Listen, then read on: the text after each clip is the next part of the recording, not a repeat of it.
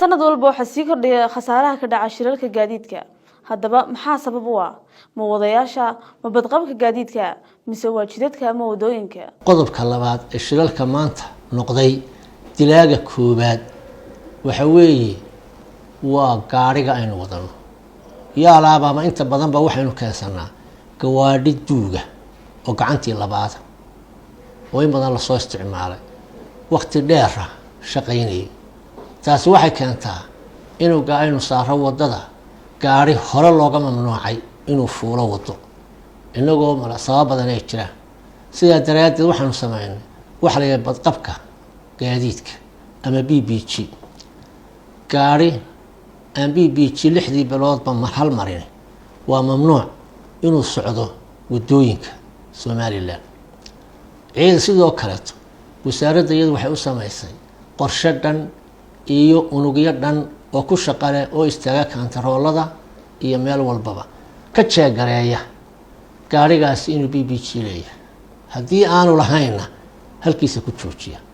waxaana la sameeyay xarumo ku filan oo gobolada dalka oo dhan oo laga qaadan karo BBG oo ah leh quality ama wixii loo tayadii looga baahnaa ee gaadiidka ay ku jeegareen geerishadaas. hubi gaariga aad wadaa inuu yahay mid wadada ku safri kara oo dad lagu qaadi karo oo adiga iyo rakaabkaba nafahooda lagu aamini karo. sidoo kale hantida ummadda mid lagu aamini karo inuu yahay adiga darawal ku saaranta iyo mulkiiluhuna waa inuu ku ilaaliyaa way hawshu ka maqnaan mayso.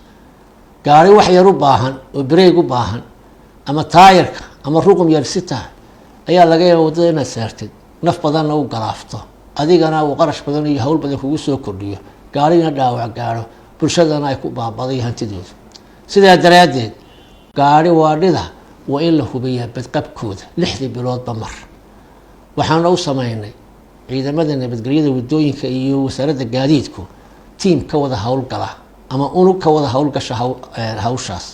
waxaan rajaynaynaa inaanu kor u qaadi doono tirada gawaadhida ee haysata badqabka. haddii la helo gaari badqabka aan sidanin aanu oo maraya wado in la ganaaxo lacag aad u fara badan. nambarkeedu hadda sheegi maayo laakiin waxa laga yaabaa 20% qiimaha gaariga inay noqoto. sidaa daraadeed wax yar yay ku geysanin wax fara badan oo ganaax leh oo dhimasho oo dhaawac leh hanti burburto gaarigaaga iyo nafkale ku jirto. taana saasaan u adkeynayna. dirawal jooji isticmaalka moobilka marka aad ku jirto wadida gaadiidka. waxa uu keeni karaa shil, wuxuu galaafan karaa naftaada iyo nafa kale. Fariintan waxa iska kaashaday wasaaradda warfaafinta, dhaqanka iyo wacyigelinta iyo wasaaradda gaadiidka iyo horumarinta jidadka Jamhuuriyadda Soomaaliland.